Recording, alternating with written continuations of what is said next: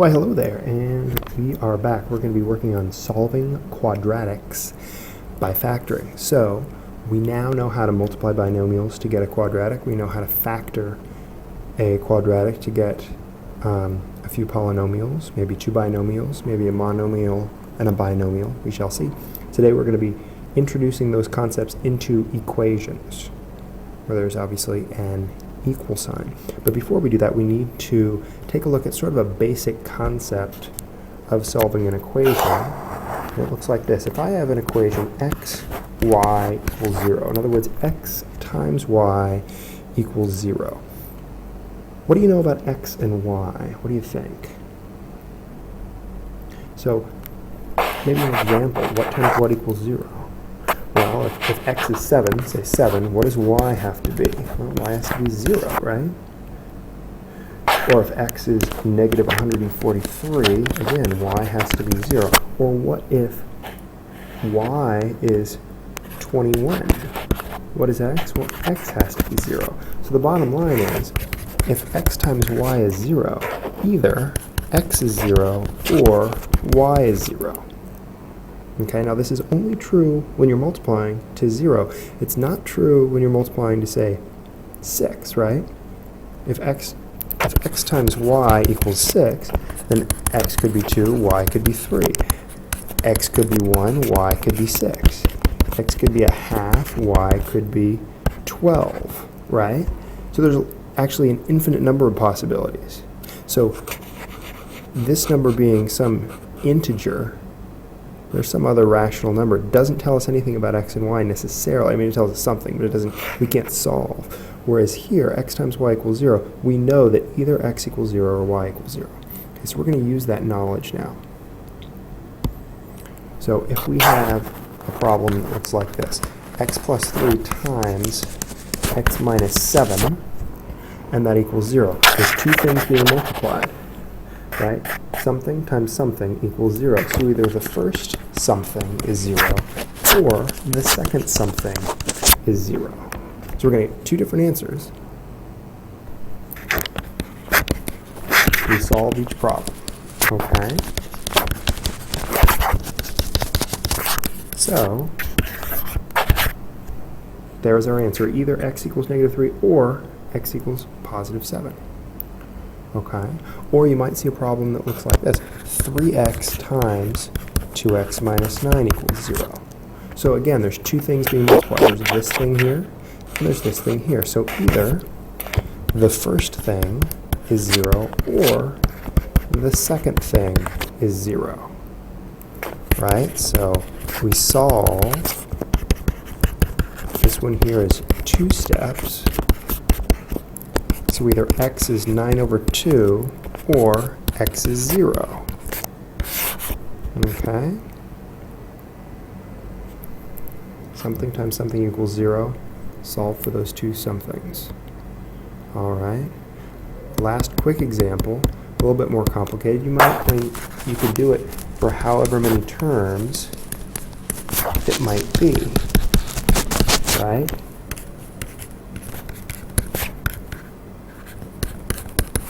Right? So then we have 4 different things. This times this times this times this equals 0. Either 5x is 0, or 3x minus 1 is 0, or x plus 2 is 0, or 17x minus 191 is 0. And then we'd have 4 different answers. We don't need to solve it, but hopefully you get my point, right? So this is a really powerful tool that we have at our disposal for solving quadratics, or even it's called a quartic, where it's x to the 4th if you were to multiply that out. Okay, so I want you to try to practice a couple of these. I want you to solve x plus 5 times x minus 4 equals 0, and x times 2x plus 5 equals 0. Go ahead and pause the video and solve each one of these equations. Pause it now. Okay, so go ahead and check your work. 2 answers for the first one, 2 answers for the second one. There you go. Now, moving on, of course, the name of the section is Solving Quadratics by Factoring. We haven't done any factoring yet. That's what we're going to be doing now. okay? We have, maybe you'll have a problem that looks like this. Solve x squared minus x minus 56 equals 0. Now, we think in 56, there's one difference. You may be able to guess and check and figure out that the answer is 8, right? But here's the thing. Here is a super powerful idea. This is the number of answers. The highest exponent, in this case, it is a 2. That is the number of answers. So we're going to have 2 different answers here. All right? Now, every once in a while, those 2 different answers happens to be the same number. But you still have 2 of them. So we're going to have 2 different answers, and they are 2 different integers in this case. So what do? We factor. You should be good at factoring now, right? Remember, a equals 1, b equals -1, c equals -56, right? We do a big fancy magic snowflake. A times c is -56, b is -1. This number without the squares goes up here. What times what is -56 that adds to -1? -8 and 7. We can't simplify these fractions, so we just write it out. So then we have x minus 8 times x plus 7. We replace this with this, and that equals 0. So either x minus 8 equals 0 or x plus 7 equals 0. That was just another teacher coming in saying howdy. Alrighty. And of course, we are going to solve that. No big deal.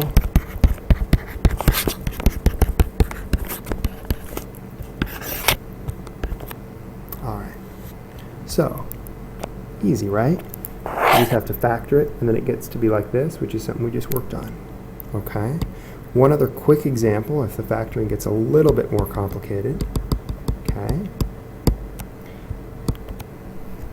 So maybe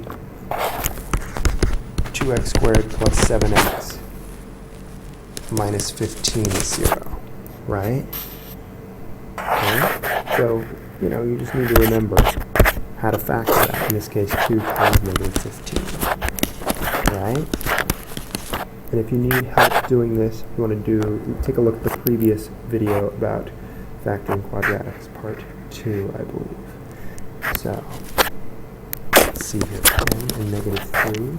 Here, we're going to divide by 2. We have x and 5.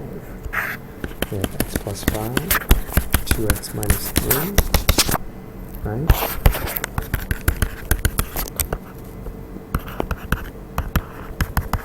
Okay, so x is -5, x is 3 over 2. Did that quickly in my head. Alrighty.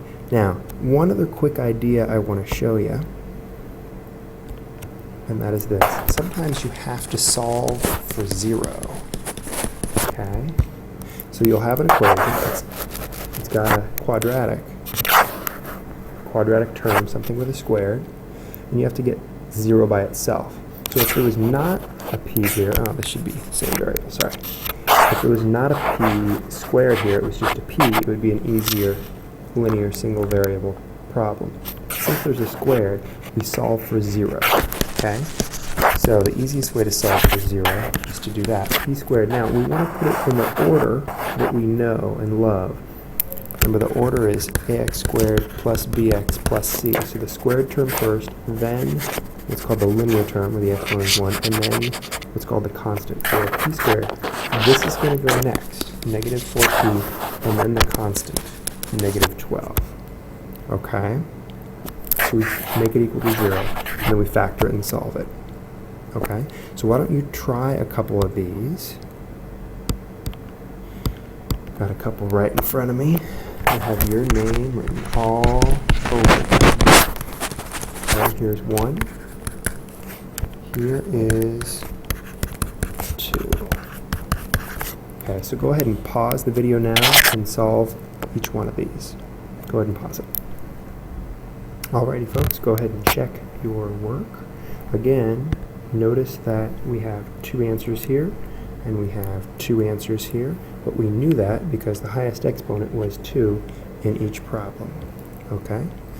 So hopefully you've learned a thing or two, and we will see you next time. Toodles!